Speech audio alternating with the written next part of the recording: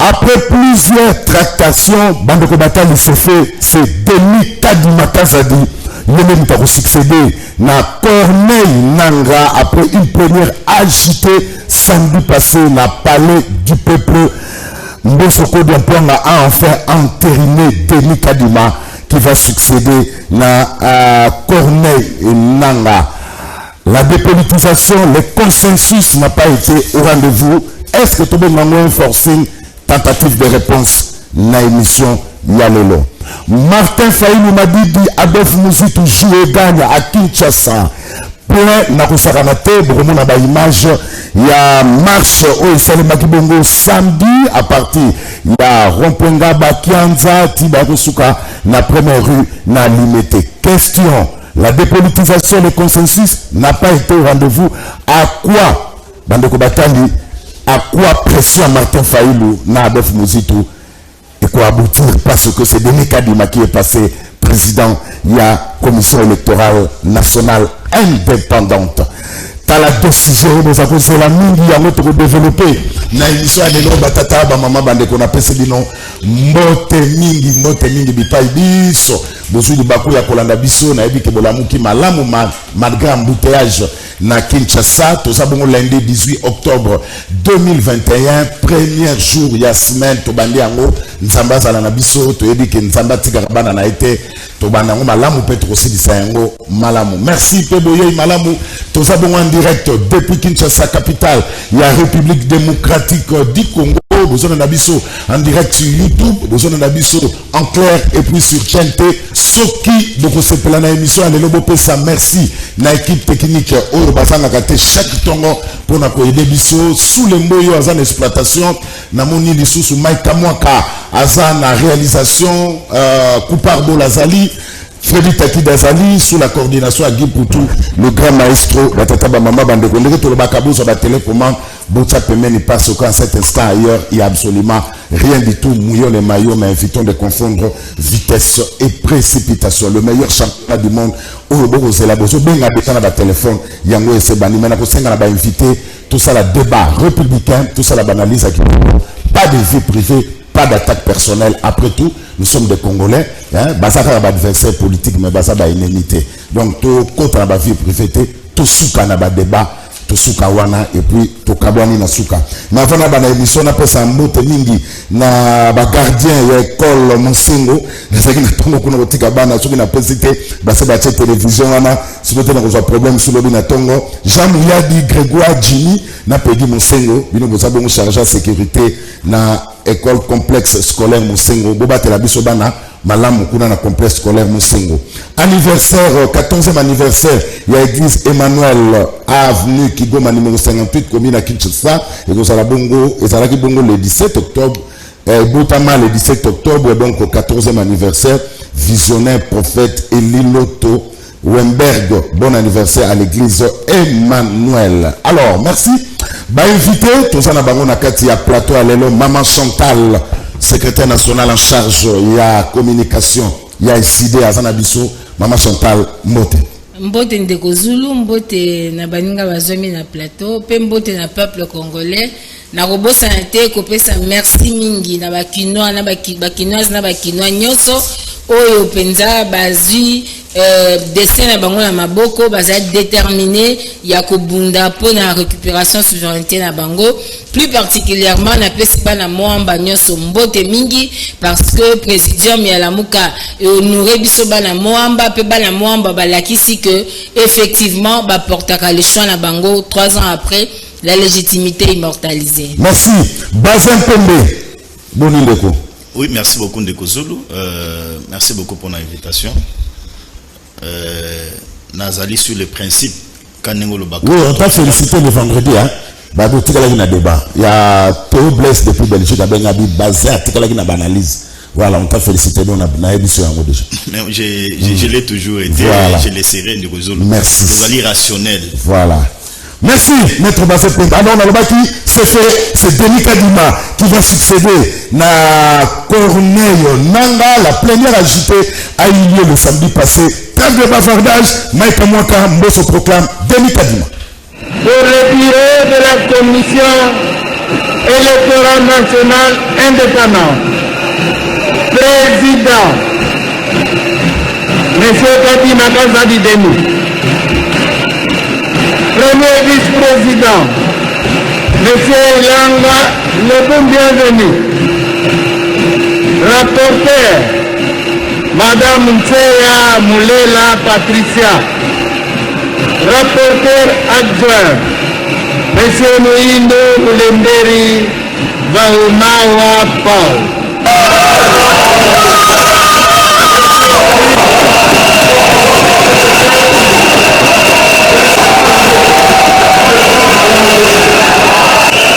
Madame Nalina, je le fais pour le compte de la société civile. Qui confondent politique et partisan. La Sénégal confirme le caractère. Allez, c'est tout celui de ma tata ici. C'est tout le gars ici de ma tata ici.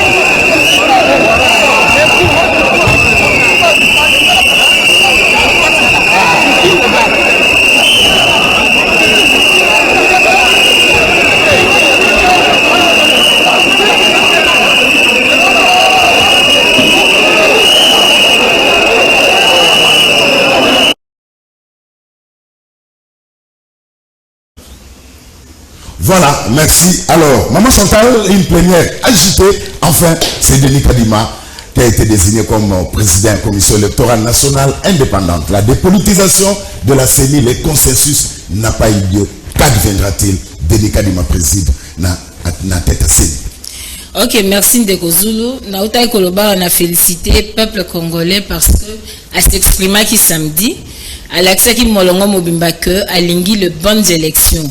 À l'accès qui a déterminé pour une bonne CENI, pour tous les bonnes élections, afin et à cause de dirigeants dans l'institution légitime Namboka.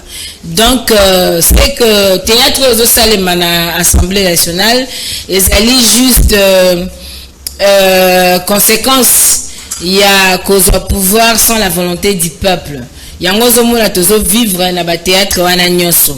Dans le baccalauréat nyoso que génétique à pouvoir, il y a régime et déterminaka anatomie nango et déterminaka même ba pathologie nango.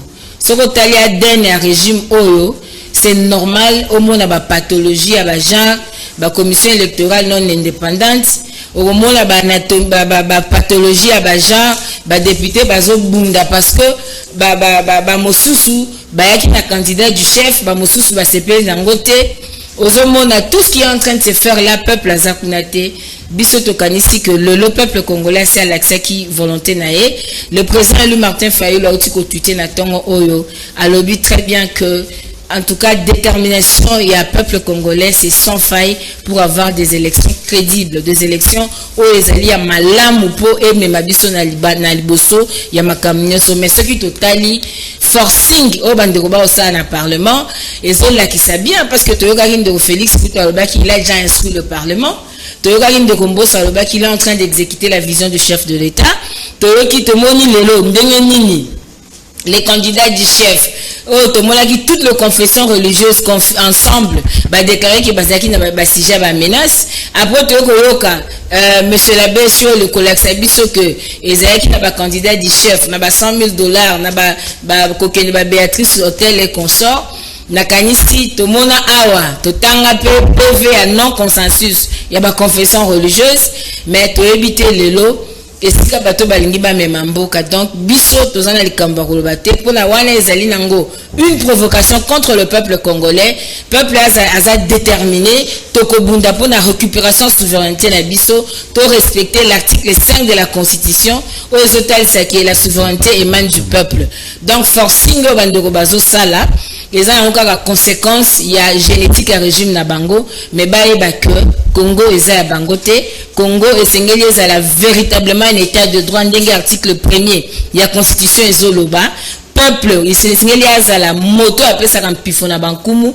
Donc théâtre na bango manœuvre nyonso bazosala forcing bazosala wana histoire na bango, mais peuple congolais a ça décidé na mikolo kaka balero tozolanda awa peuple a se prononcer okomona. Mais maman Chantal, tu as dit ma politique congolais awa kadi mabimi c'est terminé. Quelle stratégie on a muka ça na ngosiko parce que kadi va présider on a lobby ordonnance casse au moins maleki attendre ordonnance et puis c'est tout remise de Malonda zaki en stratégie à la muka.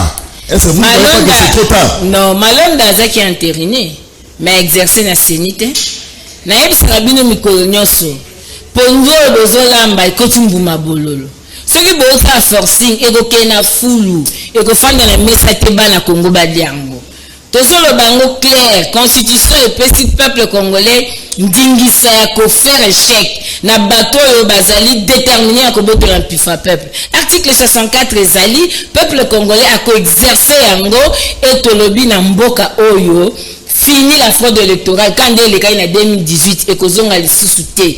Expression populaire oyo monisani le samedi on a vu province à Kinshasa batu bazo comprendre que batu bazosala pour de besoins égoïstes pour l'intérêt na bango bangi ba défier peuple congolais. Le peuple va se prendre en charge. Merci maman Chantal. Alors maître Bazin, le nôtre va confirmer que le forcing a payé. Est-ce que le nôtre va assister à une scène trop controversée à la tête d'Enikadima? Ndeko Zulu, na ba congolais ba kolanda biso d'abord terme forcing ezali terme moko français te. C'est un terme anglais. Est-ce que congolais azolanda biso on peut parler en termes ya forcing et pas un député où le peuple congolais a voté où azali ko siéger na niveau ya Assemblée nationale où ya sala musala na niveau Assemblée nationale. Pour ces députés là on peut parler d'un forcing. Député azosala musala na yi. On peut parler d'un forcing, il dit non. Ne n'empruntons pas des termes pour nous faire avaler la communauté internationale, pour faire avaler les diplomates. Bon, parler en termes de forcing. Est-ce qu'il y a eu forcing ou pas dans le dossier Yandeko Kadima, si j'ai bien prononcé, comme on a eu forcing, et ça l'a quitté Ndeko Zulu. Moi, j'explique aux Congolais procédure. Problème est toi, dans le Congo, vous verrez un médecin, vous verrez un infirmier, vous verrez un journaliste, qu'il y a une piste, il y a traitement, il y a Mibeko. Non, il y a les gens habilités, il y a qu'au traiter, d'exploiter la loi. Ces gens-là, qui avons fait l'étude, il y a droit. Mais je n'exclus pas l'hypothèse que Mamoussous va examiner. Mais pour examiner, il y a Gauthier. Na Oyangai et Kesseni. Charte et ma confession religieuse, ils allaient clair. Ils allaient copier ça. Chaque confession religieuse voit moko. Na kati ya charte na bango balobie que non, il constitue au babengi secrétariat. Oh, il y a traitement, il y a ma candidature, il y a ma confession, non surtout wana 8. Est-ce que commission wana ils allaient constituer? Je dis oui. À part eloko wana, la procédure VT, chaque confession religieuse azoabik na papier à côté. Candidat non surtout oh ils allaient proposer pour que non azala na commission électorale nationale indépendante. Après ça na qualité na ye, après sa expertise na ye, après sa CV na ye. Après ça peut parcours na ye. Na 8 confessions religieuses nyonso tout. Ba basala ko examiner bango nyonso bazalaki unanime que c'était Denis Kadima nde o azalaki na profil ya mutuya, o azalaki na qualité, o azalaki na expertise. Ça c'est un fait, un constat o lelo batu nyonso tout esengeli ba retenir ndeko nanga Zulu.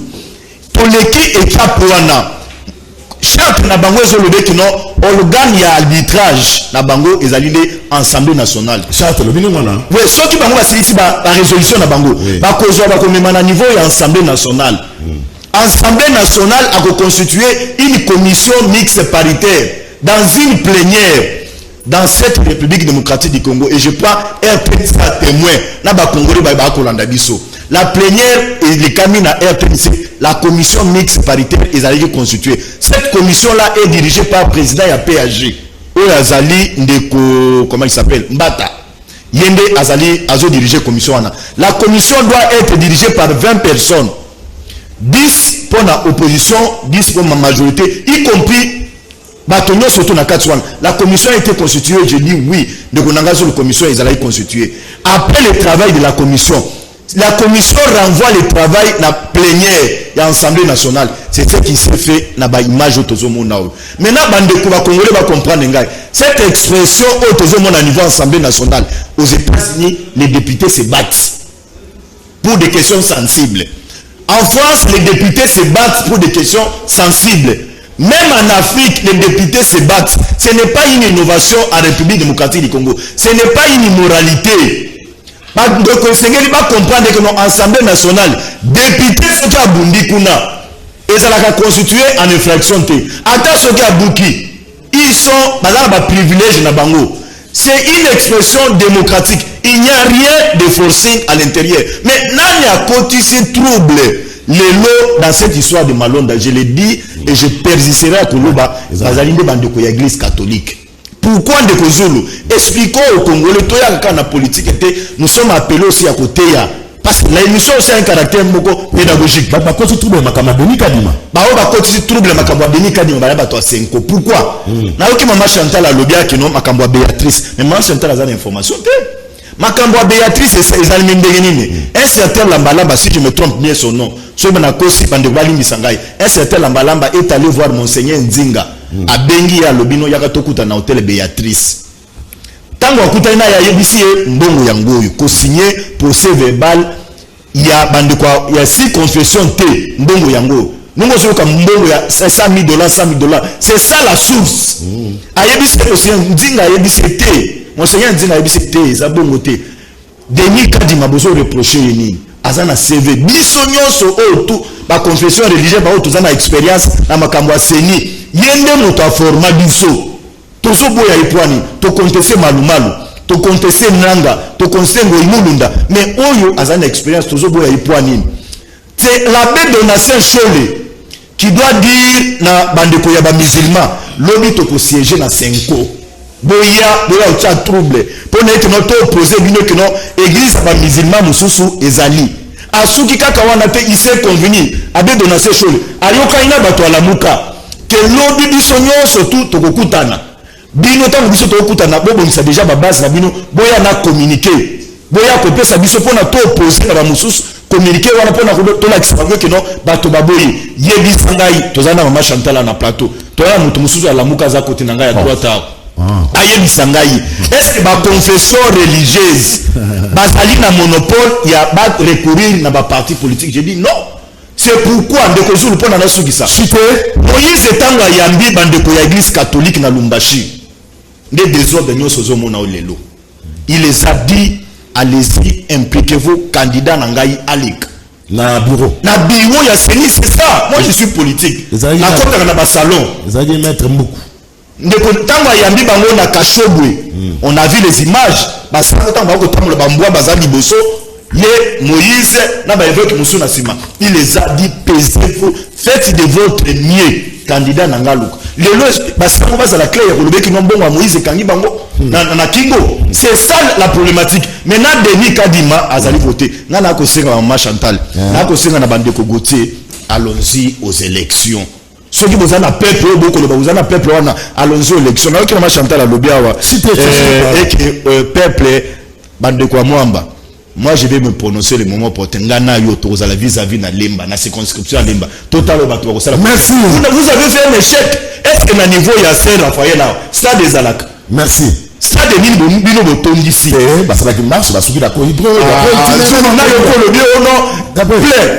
Les images vont en témoigner tout à l'heure. Les images vont en témoigner tout à l'heure. Je suis neutre. Donc quand il a mis déjà en place, na problème c'est maman Chantal.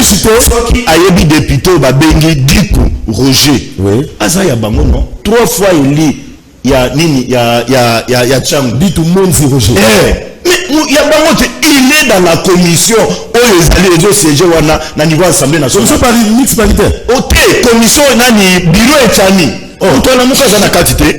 Mutu ya la muka za na kati député na bango élu 3 fois. Ça va débaucher te. Non, de Kozulu. Mutu 3 fois na compte ya la muka 3 fois va débaucher. Merci maître Bassin. Ne trompons pas l'opinion. Ne trompons pas l'opinion. Nous va Roger dis-moi la pas côté. Dis-moi la pas voilà. Merci. Alors, Gauthier Seri.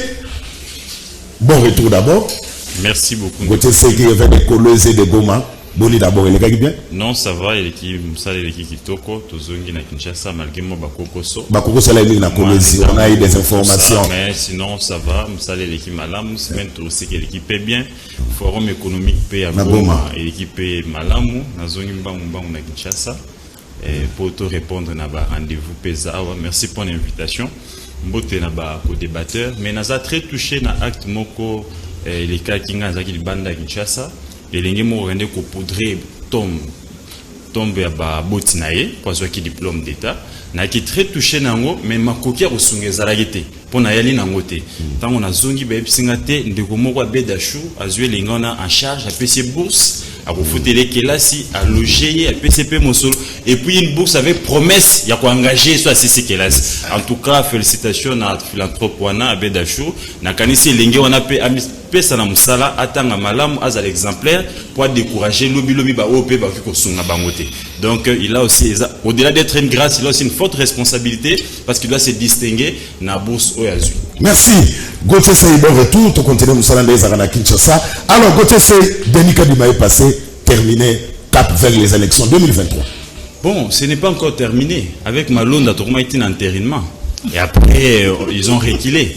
Et nous sommes sur les mêmes. Ah, on a eu qui un avocat à l'oubli les mal. Non, un avocat, tu vas pas non, non, pas bassin.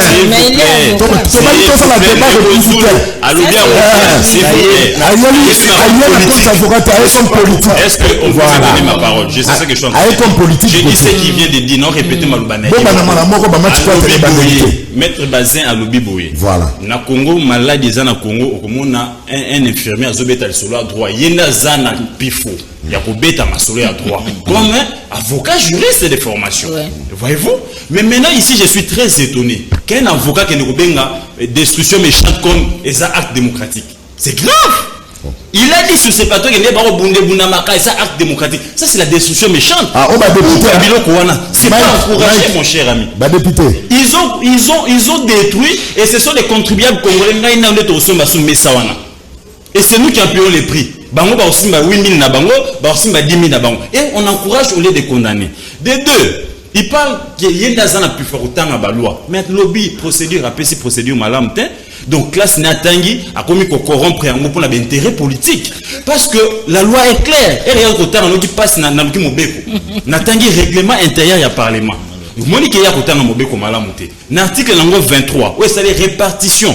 Il y a la commission. Et lobby était stupide l'article 122 où est une incompatibilité. Et le lobby était monté à président de la commission permanente dans l'Assemblée. À côté pour diriger la commission spéciale du sous-terre. Donc ça cumule. Non, ça ne peut pas. Donc ce que Mbata a fait pour diriger la commission paritaire, c'est la violation. Et l'avocat de le dire, il est là, il dit... non, article 13. Voilà, ça c'est la... Non, article 23, dans la répartition. Ou est-ce qu'on article 122, où est-ce qu'il y a incompatibilité. Et parmi les incompatibilités, ceux qui ont Libanda, ceux qui ont la commission paritaire, Moko Dirijaka, ou commission plutôt permanente. Moko Dirijaka. Donc comme Mbata a dit président commission permanente, il ne pouvait pas présider la commission mixte paritaire. Ça ne pouvait pas être lui. Il fallait chercher quelqu'un d'autre. Ça, ils ont péché. C'est pas la procédure n'a pas été respectée. Il va très loin avec des affirmations. Alors, Nazali la Mouka.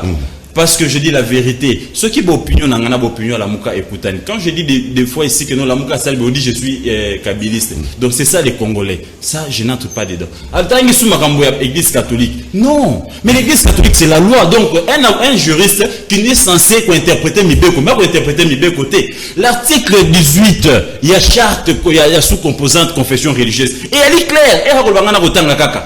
Et le biais était compétence, quand on parle de la compétence, il faut compétence ou un PV. Mukanda pe uti ko bima awa o mo konzamboka komela ka mabunda. Soubassement au Mokozambo Kasingaka. Kasi il y a la signature, il y a Senko, au associé d'office du président, un vice-président qui est nécessaire. C'était ça la vraie raison au Mokozambo Kazongi, c'est là que Mabundani a signé Soubassement. Nous sommes dans le même contexte. Et ici, je suis en train quand même un peu de croire, na bonne foi, chef de l'État, na bon sens naïe. Est-ce que vous avez piégé? Pourquoi je l'ai dit? Parce que Babazin, Nabamboso, ils ne veulent pas dire la vérité à Félix Tshisekedi. Vous savez pourquoi on a reporté la plénière de vendredi? Vous avez plénière avant de se mettre point. Non, mais maintenant, il a mis ce Yali. La plénière est qui reporté parce que Bosso constitue un blocage. Bosso ne gérait que pour enlever Naïf Fabien Moukoto comme vice-président. Voilà. C'est comme cela que majorité il y a union sacrée. Et le but, il y a des députés 5 on a fait de toi président de l'Assemblée nationale. Ok, donc ici, souvenez-vous d'une émission de Salaka n'a révélé il semblait que Mbosso ça s'est réuni dans le cadre à parti. A ABC Bango pour créer visibilité parce que dans un quota n'a pas séni pour les députés ça a contesté. Donc ici Mbosso na schéma na yoana pour nommer les députés. Il voulait avoir des contrôles, sachant que le vice-président c'est lui l'administratif. A nommé Neve Naye Fabien avec un vice-président. Les députés babi jamais. Toi on a fait de toi président de l'Assemblée. Aux années on a combien de députés? On recule. Baboui, babangi surprise dans cette assemblée. Nous allons créer une commission. Nous avons des commissions en commission, perte de temps. Ils vont créer une commission avec quelques élus, il y a Union Sacrée. Dans cette commission, on a un bureau mobile et assemblée nationale. Nous ne nous sommes pas battus comme nous avons à l'écart. Yoza FCC ou l'équipe tu n'as pas biso to chapé mutu obiso to contrôler o yazana a échapper na contrôle na yo langa ndeba ke ko choisir langa et Mbosso furieux lapsus à Mbosso na c'est pas gratuit bokaki Mbosso lobi la commission non indépendante ce n'était pas gratuit politiquement c'est interprétable bilo ko ya weza lapsus mais ça lapsus c'est Mbosso là les images sont là na musika na kozala me Congo et ko tambolanga na mutu la commission non indépendante. Donc pour moi, la commission serait indépendante, ce Bachaki ne veut naïe. Alors, pourquoi la Bachaki ne veut naïe est devenue non indépendante? Parce que schéma naïe a nommé Batounaïe à la longue et comme bloqué. Donc ici, il faut dire que le blocage persiste. On me dit ici que non forcing est mon français, anglais, mon français. Mais par contre, ça on a raté il y a français. Bah moi, comme met ça dans les quotas, c'est pas un problème. Mais le forcing, il s'est déjà consommé. Donc ici, on est en train d'aller tout droit vers les murs. Parce que t'as là enterrement, jamais plénière et les cagnois. Jamais plénière. Vous savez que je vais vous donner notre révélation. Nous sommes députés à sacré Mwanda Mbessinga, Bana passe Namtem. Mbosso avec nos chiffres naïs. Qui sont pour? On n'a pas compté. Or, les réglementaires voudraient que, tant que qui sont pour, qui sont contre, il y a toute une administration. Voyez-vous, protocole et contact en nombre. Nombre président Mbosso a Pessagi. Tant là, tant au Batangi. Même pas une minute. Ils ont eu l'état de compter, les pour sont autant, les contre sont autant. Ok, ils sont entérinés. Même pas 10 minutes. Suivez les images. Donc ici, nous avons affaire aux politiques qui n'aident pas les chefs de l'État. Pourquoi? Parce que tous sont venus de quelque part. Ils ne sont pas dans l'idéologie de Félix Tshisekedi. Ce sont des gens, le Bazaki na Kabila, le Bazaki na Mbemba, le Bazaki na Mobutu, le Bazaki c'est pas moi, le Lobaye Basali. Plus que Tshisekedi et ils veulent prêcher Tshisekedi na bateau mais militaire na Tshisekedi maman croyez-vous que ici il n'y aura pas une ordonnance c'est une vérité? Non, les chefs de l'État a mis devant la responsabilité parce que ceux qui ont eu ordonnance Nanzila Kadima ça risque de brûler les pays. Ça va brûler le pays comment? Voilà, parce que ton de temps na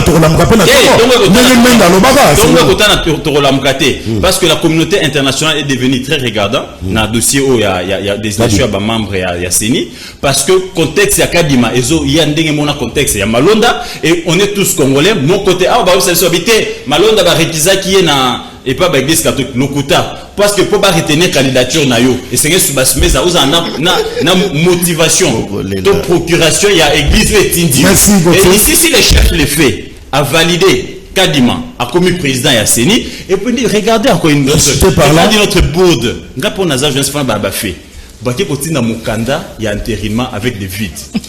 J'ai jamais vu. En d'autres termes, ça veut dire on nomme un gouvernement, vice-ministre Azate, ministre de la secteur Tongolo Azate, donc on a intériné un document avec des vides de l'opposition. Pour Gauthier, c'est toujours le blocage. Même si la liste est vide, non? Merci Gauthier. Tous ces gens qui sont intérinés, ils seront bités impôts parce que ça ne s'est jamais fait. Merci. Donc ici, au-delà d'être politique, ne prenons pas les cerveaux, on les met au ventre parce qu'on cherche un peu. Merci Gauthier. Prenons notre cerveau, réfléchissons. Les faits sont là et les faits sont têtus, le blocage est là. Merci. C'est qu'il ne va pas avancer parce que les contextes restent les mêmes. Merci. Mais moi, ça va rejoindre après. Bazin, le blocage est là. On ne va pas avancer, même si on a choisi Denis Kadima. Na banaki na yo, na ozomba bo. Tokei. Mais baza bangomi baleti. Il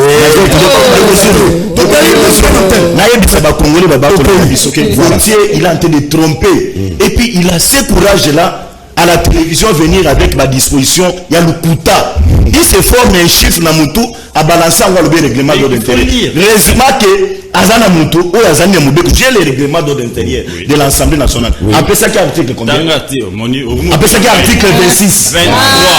Ok. Ok, monsieur Scandale. S'il te plaît. Je vais lire l'intention de ma Congolais, article 23.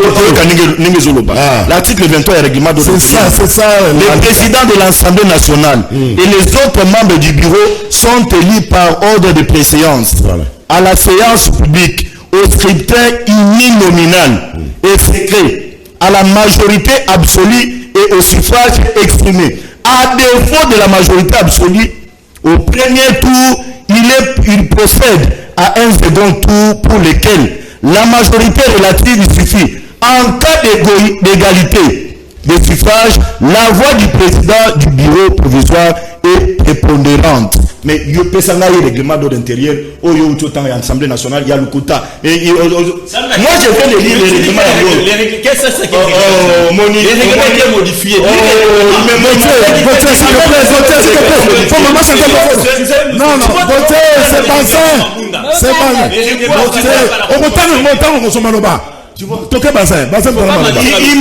il amène à la télévision il y a le Kouta. Et puis deuxième élément encore, il dit dans ces pays, le lendemain on a vu les gens mourir dans cette ville de Kinshasa. Nani Ndeko Kadima a été entériné samedi. Congolais a kolanda biso marche ezalaki place nini. Contestation ezalaki place nini. Nani yango akufaki parce que l'état malona nous avons vu ça. Troisième élément, nana opesa bango. Ndeko Rosa Malonda a été contesté par les Kimbangistes. Et les Kimbangistes sont allés au-delà. Comme Maïti devant justice, plainte ezali la parquet général ya cour d'appel à Kinshasa Gombe. Pour faux, on a essayé d'utiliser ba la justice. Bandeko ya Kimbangis en ce qui concerne Denis Kadima, ba beteli maboko tina lelo bango bazali awa. Nana yebi sangai si il y a eu version des faits contraires. Il y a nani chef spirituel, il y a église Kimbangis basila kopesa na kati ya mboko. Personne de Kimbangis n'a contesté Rosar Malonda. Ndeko Zulu n'a pesa bango troisième élément. Alors non, Mbosso, il a voulu imposer son frère. Non, Azana ba ilimate. Le débat a été autour, il y a entre Bato majorité, Bato Moïse Katumbi Chapwe, Balobaki Baniaki ba imposer Moutumusus. Moïse a dit, la commission mixte paritaire, Natindaki Salomon, Escadela, Natindaki Nani, c'est qui ici, Olivier Kamitato. Mais Bato Bako Siege Wana, moi je suis pas d'accord, na Bato, député, Bayebisi Batindi et Balobi, Kanisa Nakati Mboko. La Cour constitutionnelle s'est prononcée en rapport avec l'article 101. Pour la Koloba, le député a un mandat libre qui émane du peuple. Le député n'est pas appelé à respecter un ordre venant d'une autorité morale ou les alliés constitutionnels. C'est pourquoi ensemble à Moïse Katumbi Chapwe, parce qu'il y a Kotinda Congo, il y a Nani Paul Moïndo, Paul quelque chose comme ça. Moïndo. Parce qu'il y a Kotinda Congo, il y a un monde de l'eau, payé dans le bureau. Ne trompons pas l'opinion avec l'information et Maman Salva. Donnons à la population la vraie information. Merci, les Adébana, c'est pour la parce que vous mouillez le maillot. Alors, Maman Chantal, différence c'est alliés, Dixit Bazin, entre Rosa Malon, Lana, Denis Kadima. Denis Kadima va proclamer samedi, pas déclamer en public.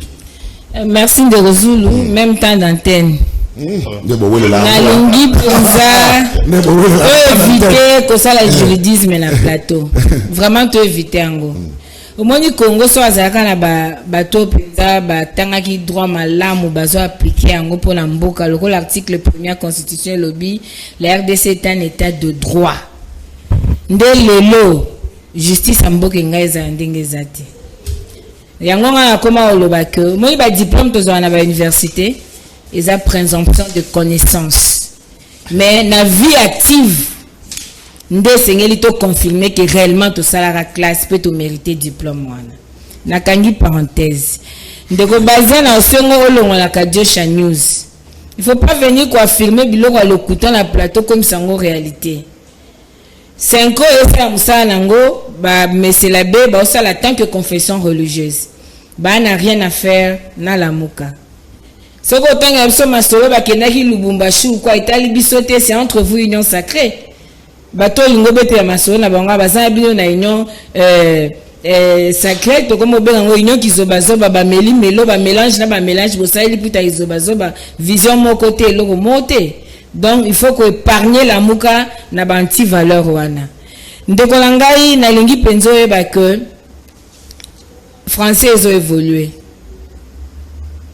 ba lobbying ba forcing ba nini eza ya kati ya français lelo na suki ka wana na boyi to kene na soki stylistique soki versification be to kene na sémantique to suka ka wana ils ont évolué il faut vraiment s'actualiser awa la limina loba quelle commission paritaire ndoko yese yemo wa loba ki baza 14 membres union sacrée les 6 autres abato bazuzu bango contre ba avis à ba parti na bango ndeko langa zokumisa lelo arrêt constitutionnel balobi député aza libre ça c'est de l'escroquerie électorale député a outil na seuil système électoral il y a seuil na parti politique na yé et puis cela qui déclaration d'appartenance politique na yé na début à législature conformément na mibeko na règlement intérieur il y a parlement élection salamité il a changé position d'en a comme libre ndengeni.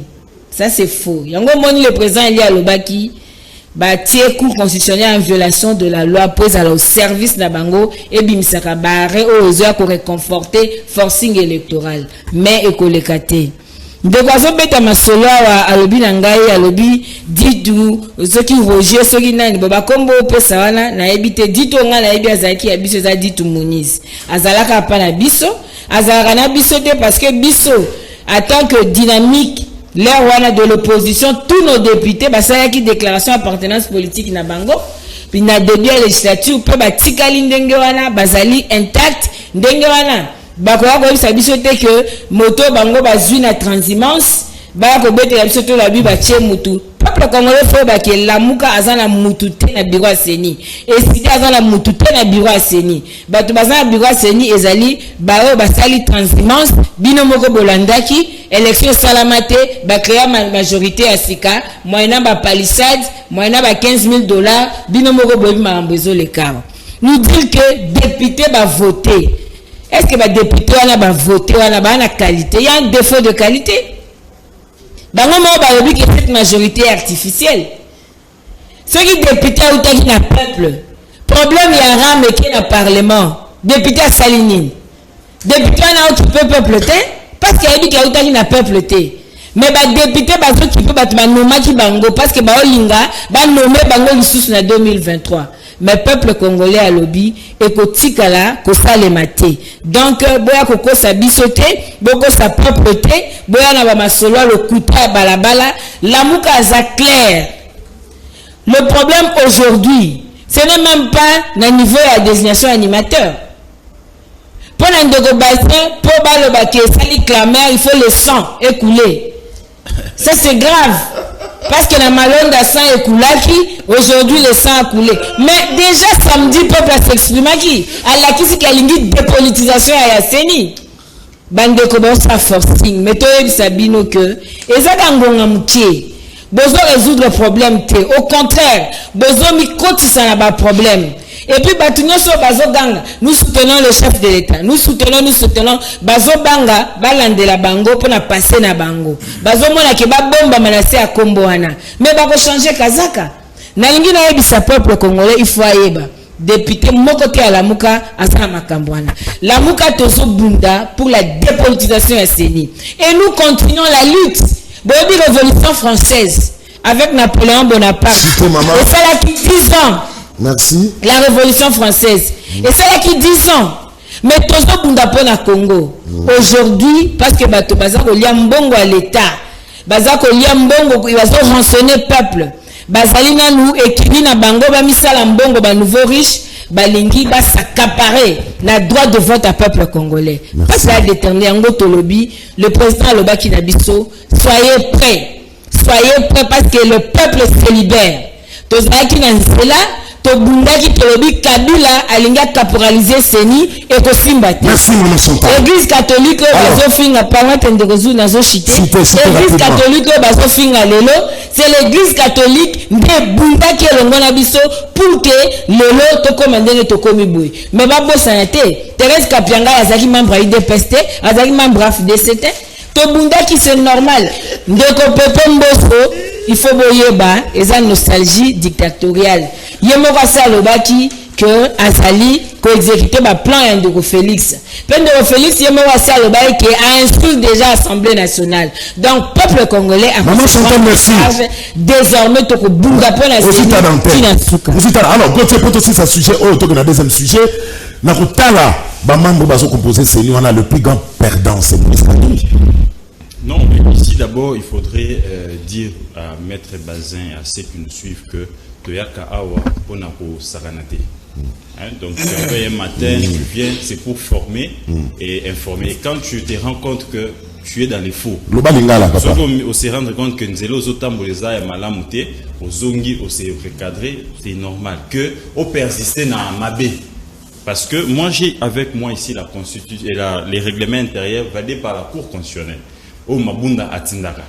Maintenant, maître, il dit devant l'opinion, Azoko ça, tout ça, Yatani, c'est pas moi quel règlement. Oh, où il a lu, moi je lui dis, je parle ici des sections de bureau, répartition à la commission. Au lieu de les lire, et il est juriste. Na fond naïe, na mte manaïe, que c'est que je dis c'est fondé. Donc, na et puis il dit, qui blocage de l'Assemblée nationale, ce n'est pas, c'est ensemble. Mais si c'est ensemble, l'ensemble continue jusqu'à ce jour à bloquer parce qu'il y a un communiqué.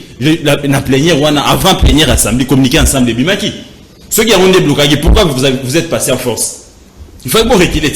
Parce que si c'est vraiment ça, c'est pas ça le vrai problème. Les vrais problèmes ici, je sais, à ceux défendre des intérêts politiques. Les vrais problèmes, si c'était Mbosso qui voulait son neveu, je l'ai dit ici tout haut. Parce que j'ai pris langue avec les députés, au baki na commission, au baki en face, il y a bureau Assemblée nationale. Bah, yebisi Mbosso clairement. Voyez-vous? Et ici, nous les voyons. Je vous ai dit ici que Mbosso est en train de construire son leadership. Et que Mbosso n'est pas là pour servir les chefs. Il y a un bon moment. Est-ce qu'à son âge, Mbosso, on a eu, comment il s'appelle? Kengo. Il y aura Kengo, on a cité mon robot. Est-ce qu'à son âge, Mbosso a su Nangirgi n'a venu sur Yolo? 3-4 parcelles. Pour faire quoi à cet âge, au lieu de servir les pays? Je sais que Maître Bazin a aussi Koloba Awa, le vrai problème c'était le choix du neveu. Mbosso voulait imposer son neveu. C'est ce qui a posé problème. Naba Plateau, Naïb Sarabino, que Mbosso est là pour construire son propre leadership. Mais il n'est pas là pour vendre son expérience, pour le développement en Mboka. Parce que, Botala, Botozana, papa Kengoa, Tanyo soit comme président Sénat. Boyoga pas ça retombe à Rosuma, Bakarté, à ton immeuble. Mais l'avenir, il y a une image. Mbosso Rosuma, Bamapango. Est-ce qu'à cet âge-là, on a besoin de tout ça, au lieu de se donner au travail, au lieu de servir son pays, il y a repris ses expériences.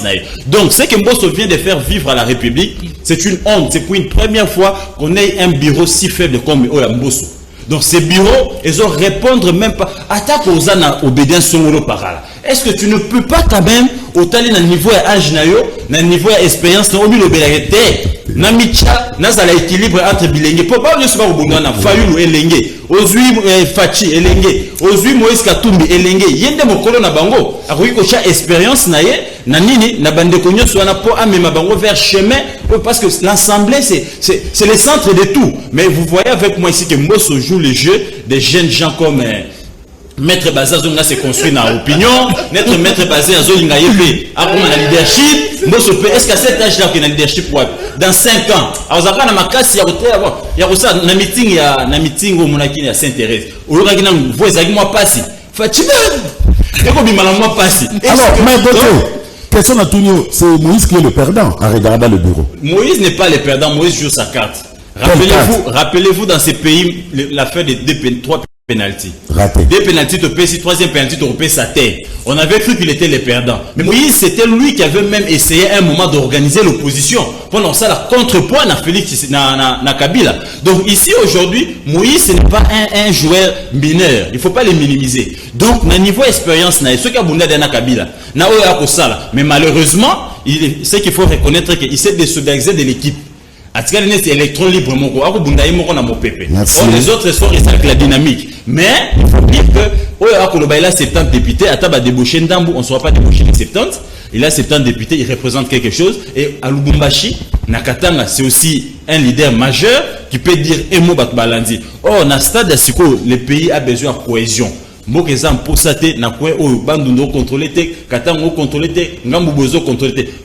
de la cohésion. Donc au chef de l'État de tenir compte aussi des sociétaires de l'Union sacrée. Parce que c'est que ces sociétaires-là veulent, c'est le bien du peuple. Les choix des animateurs posent problème. Or, si en amont, contestation est bandit, en aval, qu'est-ce qu'on fait? Alors, dans tout ça, où est la place de la Mouka?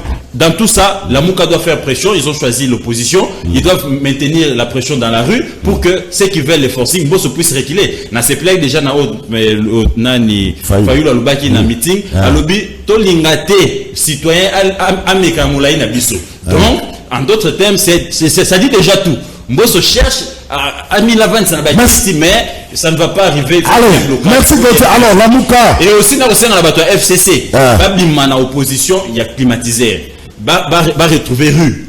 Batika ba jeep climatisé, batika ba bureau, babima na balabala. Ba sala la matin, faut ba samaki. Ba mo banila ba maramaki te. Ba nzoto.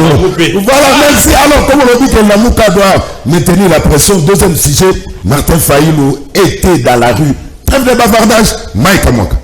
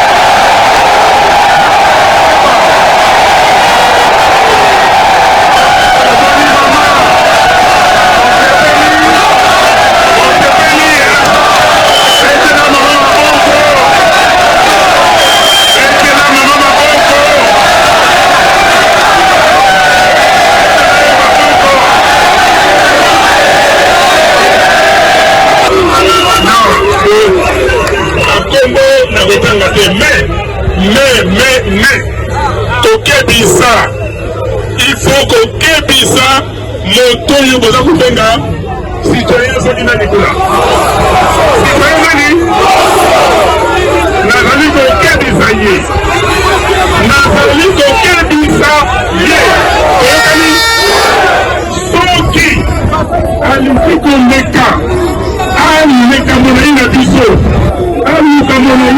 Congo akokoka yango te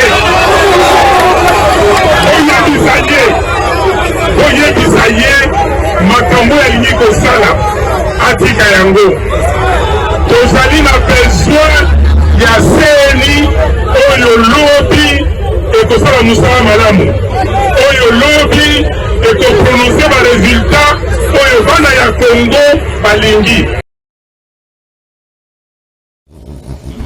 Voilà, Martin Fayulu m'a dit.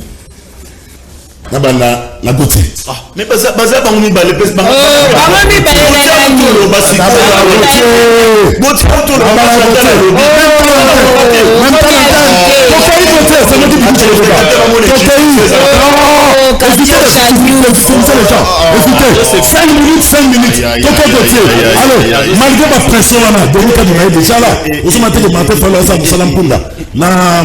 Bon, j'ai vu les 5 minutes, même pas l'antenne. Il y avait un reporter de Netic News. Oui. Pour ça, les marches. C'est bien, marche chez l'équipe Malam, c'est un moyen démocratique et à pression.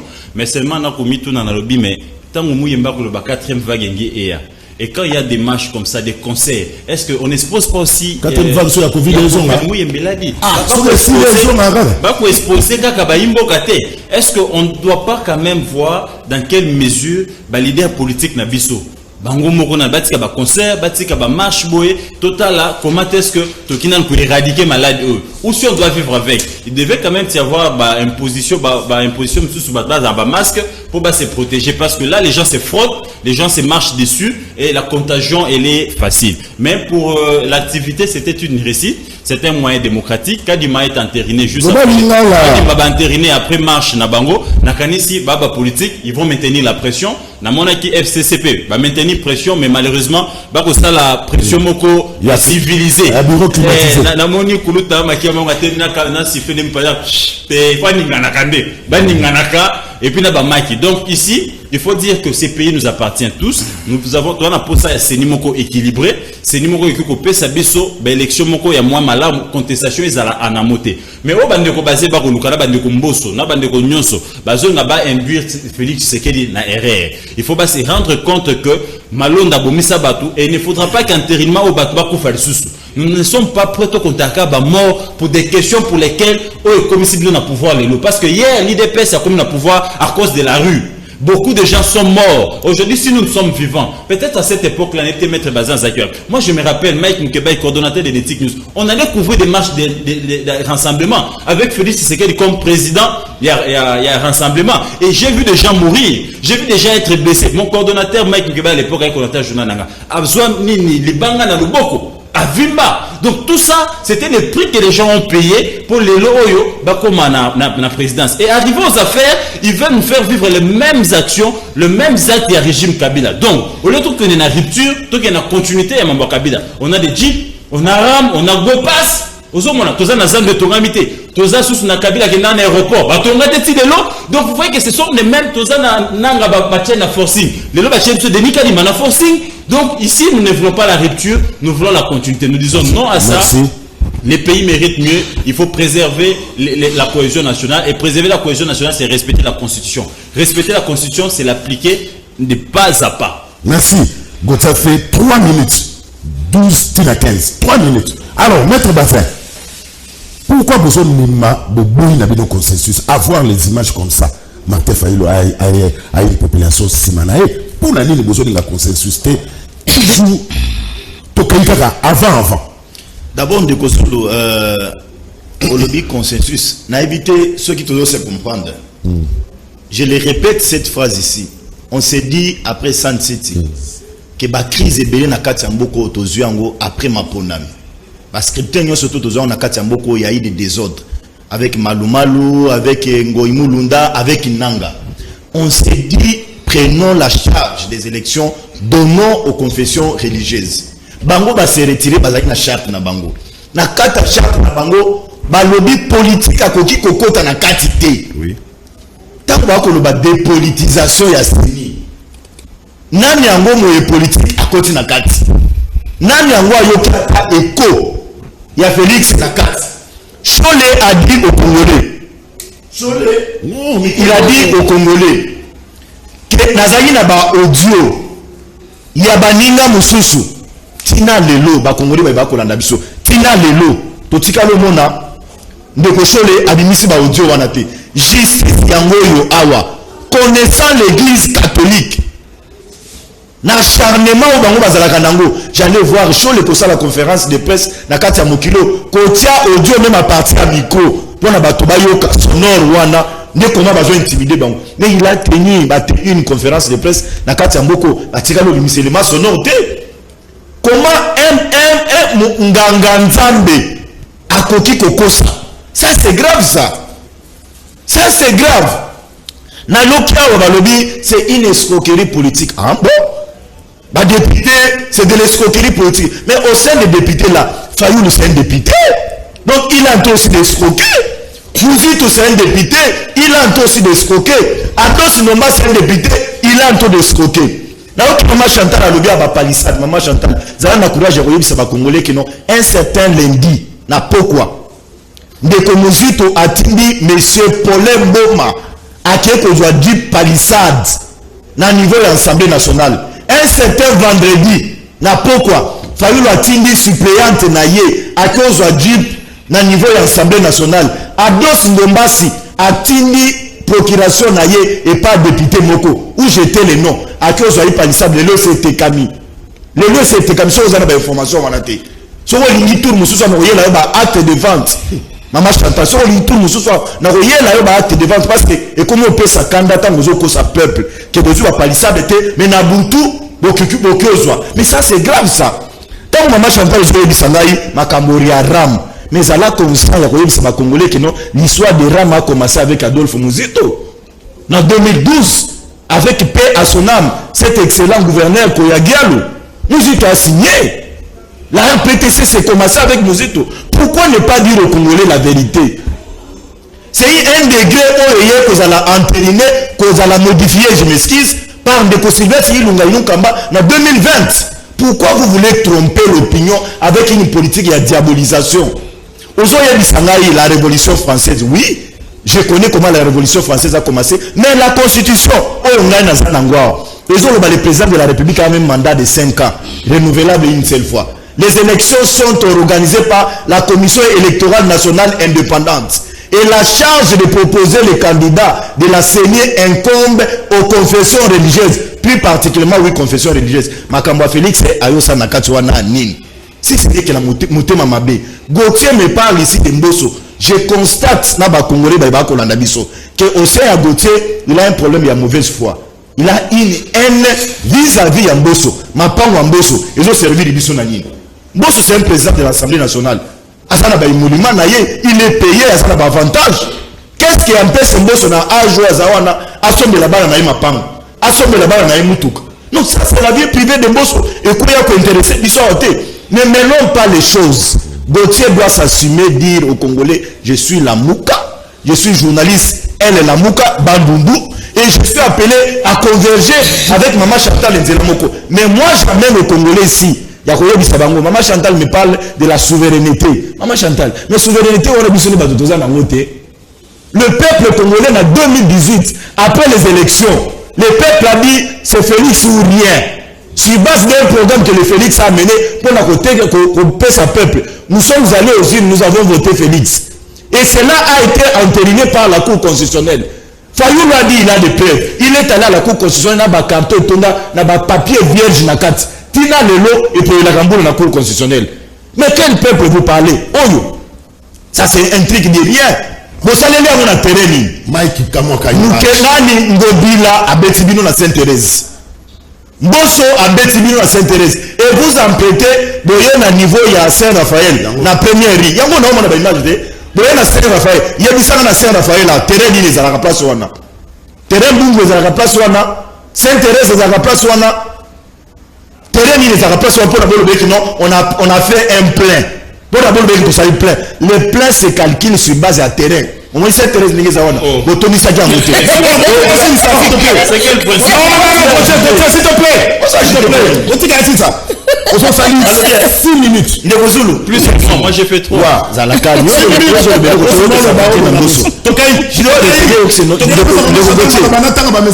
tu es journaliste. Tu es différent de moi et Maman Chantal, nous sommes politiques. Toi, tu es journaliste, tu as appelé à Koutika la net. Journaliste de fait. Non, tu as un côté. S'il te plaît, tu l'embrouilles. Tu me déranges.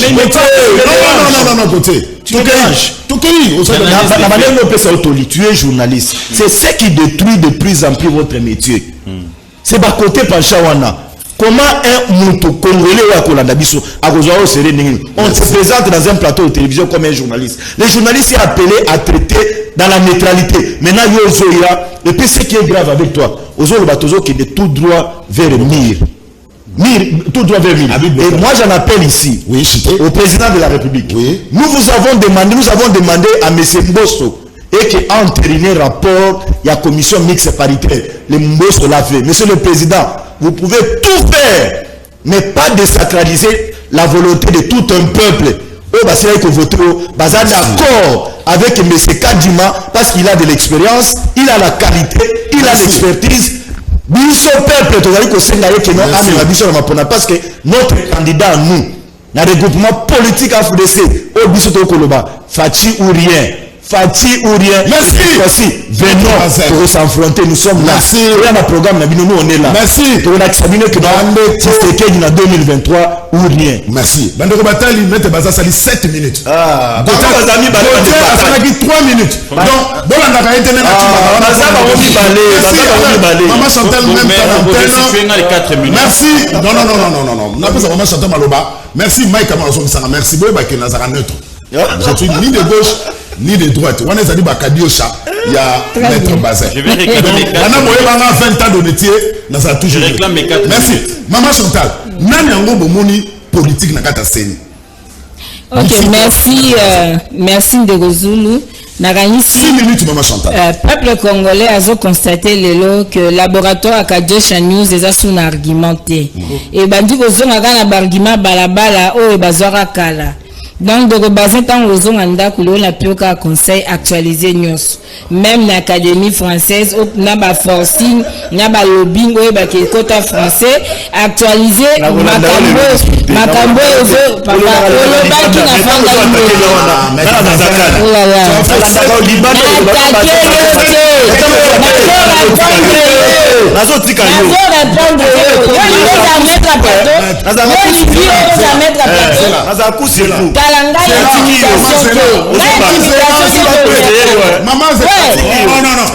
non, moi je te dis, non, il n'y a même pas question de femme. C'est question d'avoir un bagage. Quand on n'en a pas, on va mettre à l'extérieur. Non, la provoquer. Quand tu nous parles de la Babiloko, je suis en train de parler.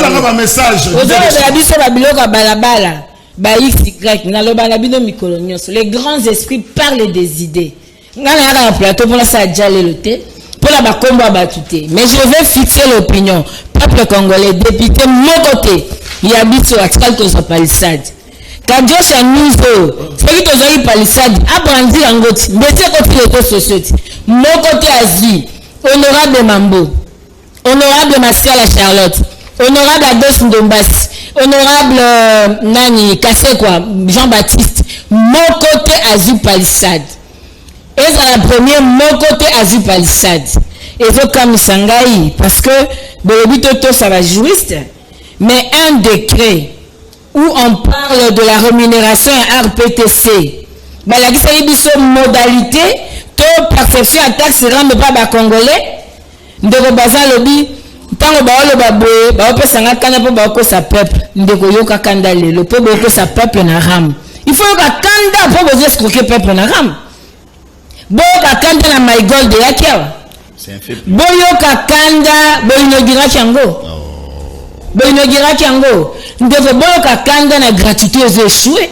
Boyoka kanda na ba détournement ba deniers publics na mouyibi ba corruption. Ozo sale mabutu moy. Boyoka kanda boyoka soni na flottement la carte de gestion. S'il vous plaît. Un parlement de la honte. Une majorité construite sur fond. Il y a trafic et anti-valeur. Une majorité échangée forme sans nouvelle élection Mais quand vous parlez FDC allié, vous partagez le bilan de Kabila. S'il a 18 ans de Kabila, vous avez été 12 ans avec lui. Il ne faut pas tromper le peuple. Aujourd'hui, ceux qui me disent que pas mesurer plein, il faut terrain. Il ne faut pas confondre les choses. Meeting n'a marché qu'au qualité. N'a encore de temps à basser, c'est parce que le peuple congolais a dit côté peuple azali. Donc, le pouvoir est à mutu azana peuple. N'a pas sabi no toli. Ce que vous beaucoup la moins à mutu. Yeba qui va droit na yo pesant à réserve. Pour n'attendre le de moins na holuka ba botina. Donc, il faut jamais confondre les choses. Seni lelo est très politisé. 7 personnes na bureau à Seni. 4 personnes union sacrée. Botika olonga maponamité. Union sacrée que ça a 2018 na ba élection. Bolonga maponamité. 2 personnes FCC, moko soi-disant société civile. Au bino moko de fabriquer, de commanditer et puis de structurer en gros. Boko sanan. La preuve est là. Lelo Pepemboso a eu à exécuter plein de vision ya Ndoro Félix. À quel forcing sans respect à ma norme. Beaucoup de vous voulez parler de quel programme? Il n'y a qu'un programme. Il y a un moment de Félix, le gouvernement a dirigé ce programme les années. Mais vous avez dit ce programme de la propagande. Il y a 86 milliards pendant 10 ans. Avec une pression fiscale de 25%. Dites au peuple congolais, programme en gros de Saleli, n'allant un budget qui a 12 milliards. Maman chanteur c'est bien, mais ma pression va non, il y a un mot de faire le babo, oui. C'est le mécanisme constitutionnel. Oui. Au peuple Azanango, pour que c'est moi qui suis souverain primaire. Oui. C'est moi qui possède le pouvoir. Donc, il y a 2018, il y a un ballon qui a coupé ça. Ceux qui vont s'affronter le peuple congolais. Nous sommes déterminés. Et le président élu a tweeté ce matin. Déjà samedi, soyons prêts. Maintenant la flamme allumée. À tweeter la tongue que nous sommes déterminés pour de bonnes élections. Et ces bonnes élections passent par une bonne CENI. Et cette bonne CENI doit passer par une loi électorale unique, mais une loi électorale pour consacrer une neutralité à CENI. Aujourd'hui, il y a des politiques. L'Assemblée utiliser ma confession religieuse. Ce sont des politiques. Merci. Donc, ce lobby, le peuple congolais, tenez-vous prêts, le Togo, la souveraineté à Bisso, jusqu'à ce que tu exerces l'article 5. Merci, Maman Chantal. Alors, il faut 6 minutes. Il faut une minute. L'opinion, je prends l'opinion à témoin. Journaliste, on a lobby à fait. Et puis, c'est méchant qu'on a basé un problème privé dans Mbosso. Mbosso, c'est mon grand-père. C'est les pays dont je parle. Mbosso, c'est la pièce maîtresse du pays. C'est lui l'Assemblée, c'est lui le bureau de l'Assemblée. Et moi, je défends les pays où ils ont un problème privé dans Mbosso. Et des deux, quand tu dis que Bamapang, qu'est-ce que ça va? Les Bamapang, un homme public n'a pas de vie privée. Quand tu parles des voitures d'Ados, c'est pas la vie privée. Et puis je te rassure ici, j'ai pris même vol avec Ados pour Konoïs. Ados n'a pas pris de véhicule. J'ai pas il y a ça, je me dis que monsieur, c'est un Namouka. Mais il s'assume pas. Vous avez Namouka, assume-toi. C'est pas, assume-toi. Il ne faut pas mentir. Comment un journaliste a cause de ma tendance? Un journaliste a esclave, il y a Mibeko. Ordonnance a décrit à Mousito Yango. Il y a 2012. On n'a jamais parlé des RAM. Balobela a gestion des activités d'interconnexion, gestion des services des réseaux de données, arbitrage des lignes et un traitement de brouillage. Il nous a maintenant modifié des créoles. Donc RAM égale au passe. Donc bango bana chemna go passe là mais là baba hatit bango na parler lo merci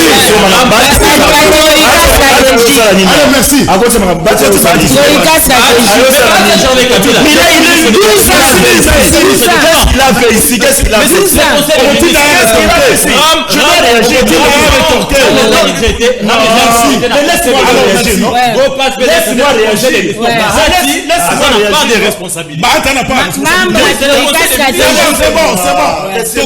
Vous êtes à Dende ce qui me fait mal, Maman Chantal, il mélange les choses. Maman Chantal, sur le programme, il y a Félix. appelle-moi, Babenga Biso, plateau, cherche un partout. Nous allons parler du programme au Félix Ayaki Nango. Oui. Mais ici, nous parlons de la question, il y a CENI. Tu as été incapable de développer sur la question à CENI au côté du programme à Félix. Lorsque tu me parles de la gratuité de l'enseignement, la gratuité a échoué où? C'est que ce n'est pas la deuxième année qu'on a en train de continuer avec la gratuité de l'enseignement. Et puis, Maman Chantal, super, vous allez intellectuel.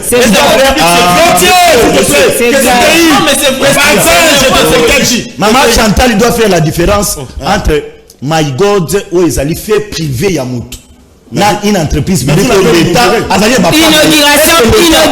qui? tu m'amènes dans l'inauguration. Non, oui, inaugurée par qui? La texte m'a dit inaugurée par qui?